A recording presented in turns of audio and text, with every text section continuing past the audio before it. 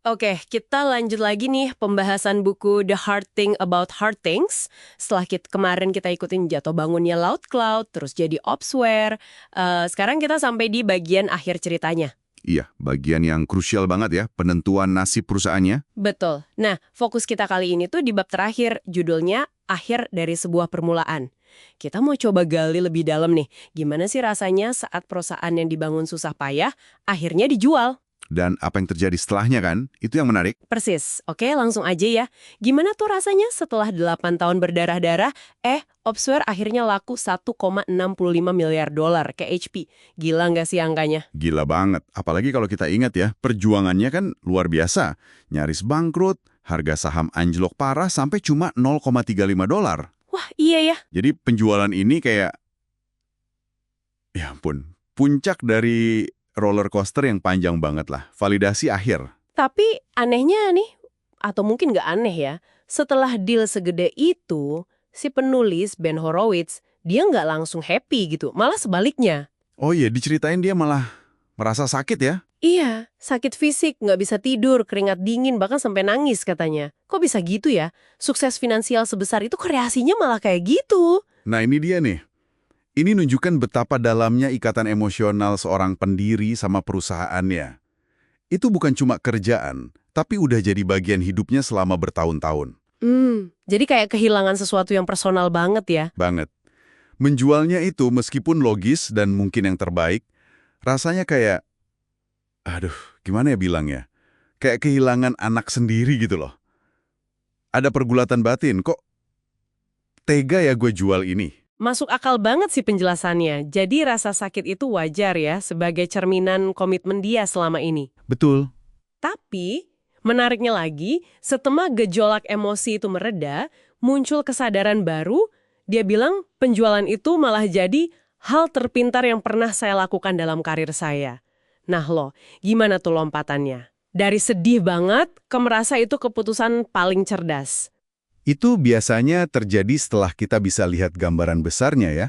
Setelah debu-debu emosi itu turun, dia mulai refleksi, wah gue udah bangun ini dari nol, hampir hancur, terus bangun lagi jadi perusahaan miliaran dolar. Jadi semacam validasi perjuangan gitu ya? Iya, validasi akhir. Dan mungkin pada titik itu, menjual ke HP memang langkah strategis terbaik buat masa depan Opsware dan orang-orang di dalamnya. Jadi bukan lagi soal perasaan dia aja. Oke. Nah, terus di sini ada momen persimpangan lagi nih. Dia ngerasa kayak, wah hidup bisnis gue kayaknya udah selesai nih. Udah ngalamin semua siklus kan? Dari nol IPO sampai jual perusahaan, lengkap. Udah capek, nggak mau ngulang lagi proses yang sama. Tapi di sisi lain, dia mikir, sayang banget ya kalau semua pelajaran berharga dari jatuh bangun ini, ya udah hilang gitu aja. Nah ini momen penting banget buat kita semua, buat Anda juga. Kadang akhir dari sesuatu itu justru jadi awal pintu yang lain, yang kita duga. Dia mulai mikir, gimana ya caranya pengalaman pahit gue sebagai CEO ini bisa bantu orang lain. Nah pertanyaan ini yang ngarahin dia ke ide baru. Ide bikin firma modal venture, VC, yang beda gitu ya, bukan bikin perusahaan teknologi lagi. Betul. Apa pemicunya? Nah di buku ini disebutin. Oh, pengalamannya sendiri waktu bangun Loud Cloud bareng Mark Andreessen ya? Iya, mereka merasa dulu tuh harus kerja ekstra keras banget buat yakinin investor. Kayak ada semacam keraguan gitu loh dari visi, apa iya pendiri ini bisa beneran jalanin perusahaannya sendiri? Paradoks ya, yang bikin idenya malah kayak diragukan gitu. Nah, ini insight penting kedua nih. Pengalaman paling sulit, the struggle, yang sering kita bahas, itu ternyata bukan cuma masa lalu yang berat, tapi bisa jadi data, bisa jadi bahan bakar buat inovasi selanjutnya. Maksudnya gimana tuh? Rasa frustrasi dia karena merasa nggak didukung penuh, nggak dimengerti sama visi waktu dia jadi pendiri, justru itu yang jadi dasar dia bikin model visi baru. Oh, jadi pengalaman gak enak sama investor itu malah jadi inspirasi. Tepat. Jadi fondasi buat mengidentifikasi masalah di industri visi saat itu. Kurangnya empati dan dukungan nyata buat CEO pendiri dari sudut pandang sesama pendiri. Wah, keren banget ini. Jadi bener-bener mengubah pengalaman negatif jadi sesuatu yang positif ya. Racun jadi obat. Bisa dibilang gitu. Visi yang dia bangun, Andreessen Horowitz, kan filosofinya kuat banget. Kami ini pendiri yang bantu pendiri. Kami ngerti susahnya karena kami pernah ngalamin sendiri.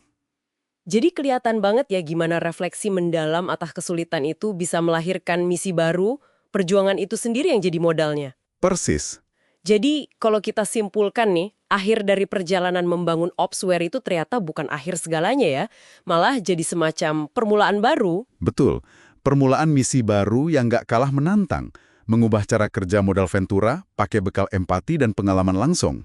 Transformasi yang luar biasa sih, dari CEO jadi visi yang beda. Ya, ini ngingetin kita kalau dalam setiap akhir selalu ada potensi awal yang baru.